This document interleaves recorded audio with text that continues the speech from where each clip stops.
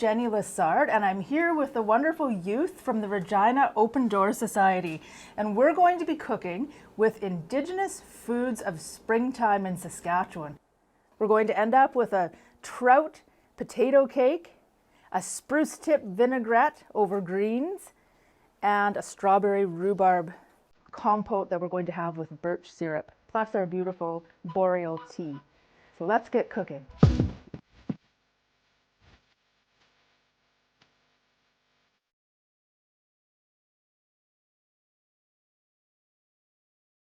In the springtime, even when there's snow under the ground, the plants and the animals are starting to wake up, and the green shoots are starting to poke up from under the ground. Animals are starting to wake up from their hibernation, and we're going to be cooking with some of the very first foods that become available in Saskatchewan in the springtime. We're going to be cooking with trout. This trout is already smoked and cooked, and it's candied. So that doesn't mean that it's a candy like a lollipop, but it has some honey and some soy sauce on it. And then this fish isn't cooked yet. So we're going to kind of celebrate fish as one of the first fresh foods of spring. We're going to cook some potatoes, and we're going to make kind of like a cake with the potatoes and the fish.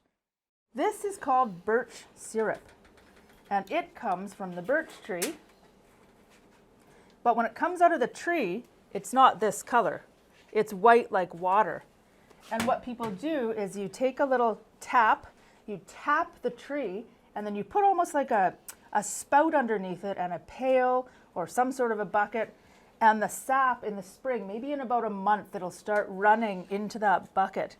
And it has so many good nutrients in it. It's called birch water. To get it to be this nice dark color, you have to cook it. So we're not going to make you do this, because guess how long it takes to make a bottle this size? All day. So once our fish cakes are cooked, we're going to drizzle some of this birch syrup over top. Another thing that comes out at the first beginning of spring is spruce tips. These are dried because it's still a little bit too early. We still have a little snow on the ground right now. But in the spring, you'll see green tips coming off the ends of evergreen trees, and they're super high in vitamin C. So all winter, if you've been eating foods that maybe aren't as fresh, people would pick those and eat them, and it replenishes your vitamin C in your system. So what we're going to do with these is we're going to squeeze all the juice out of a lemon, and we're going to put these spruce tips in the lemon juice to soften up, and then we're going to make a vinaigrette or a salad dressing for some greens. The first berry that pops up in the springtime in Saskatchewan is the strawberry. When springtime comes, usually in about June, you can look in the ditches by the road or in fields, and you'll see a beautiful little white flower. And then remember where that white flower is, because later there's going to be strawberries there. And the strawberries are tiny. So wild strawberries are only about this big, but they taste so, so, so good. And people used to use them for a lot of things, including toothpaste. If you mash up a strawberry and you put it on your teeth, it whitens your teeth. The other thing that came from Europe, as did some of my ancestors, is rhubarb. Rhubarb grows all over the world. It didn't originally grow in Canada, but it was brought by the fur traders to plant at the fur trading posts. And in the springtime, the rhubarb would provide a lot of nutrition, and it pops up and it grows really fast. So this is what it looks like when it's all cut up. And it's actually a vegetable, not a fruit. But we're going to make a strawberry rhubarb sauce. Then we're going to whip some cream, add some of the birch syrup into the whipped cream, and that's going to be our dessert.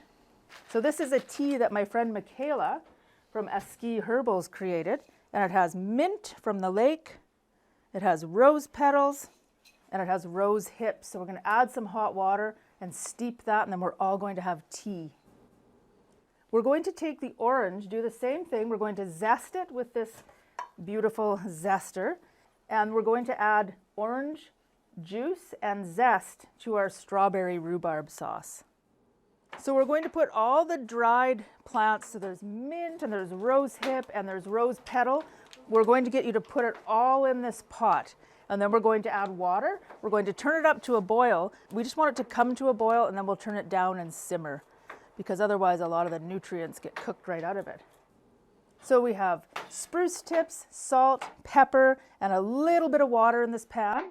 And then Yiming is going to put it into the oven at 350 for about 12 minutes.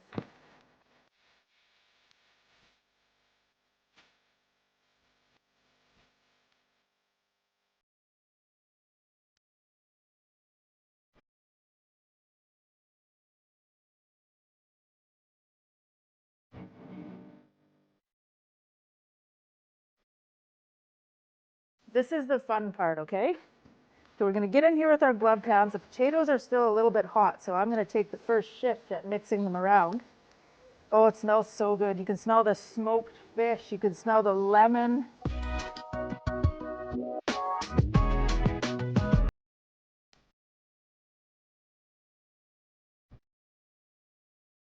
We have our trout cakes all made. There's potato, garlic, onion, lemon, a little bit of spruce tip, and now we're going to fry them in some butter.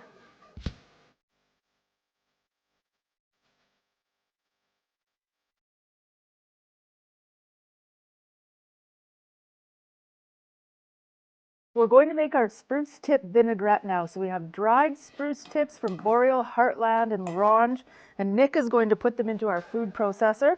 We squeezed a fresh lemon and added the spruce tips in just to soften them up a bit. So we'll get you to put those into the food processor. Awesome. Yeah, just make sure it's down by the blade.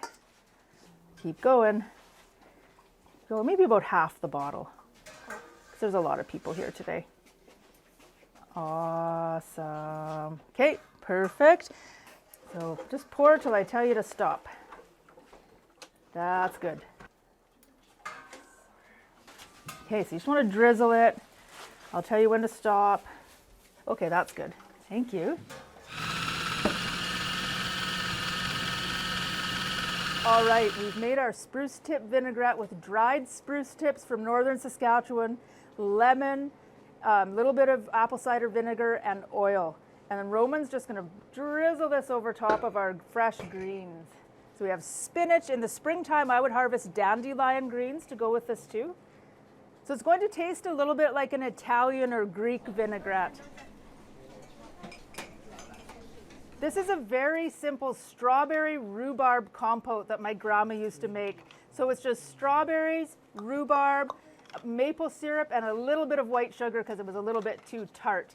And we're going to put that in a bowl. We'll let it cool a little bit, and then we're going to top it with some birch syrup whipped cream. Well, we did it. What a whirlwind of cooking with those amazing young people who are going to be the future of culinary and the future of cooking in their own homes. So it's really important that we instill that value of going back to your roots and finding out what your ancestors ate and maybe trying to plant some of those ingredients, harvest some of those ingredients, and work them into your diet. And you don't have to make it exactly the way we made it. My grandma would probably look at this fish cake and go, "What? I never put spruce tips in my fish cake." But you can make it yours, and you can make it modern and contemporary while still respecting your roots and your traditions. It was so wonderful being part of your day today with Threads, a cultural conversation. And that's just what it is. When you get together and cook, there's always conversation that occurs. And I think that's one of my favorite things to do in this world is to cook and eat with people, and then we become friends. Thank you.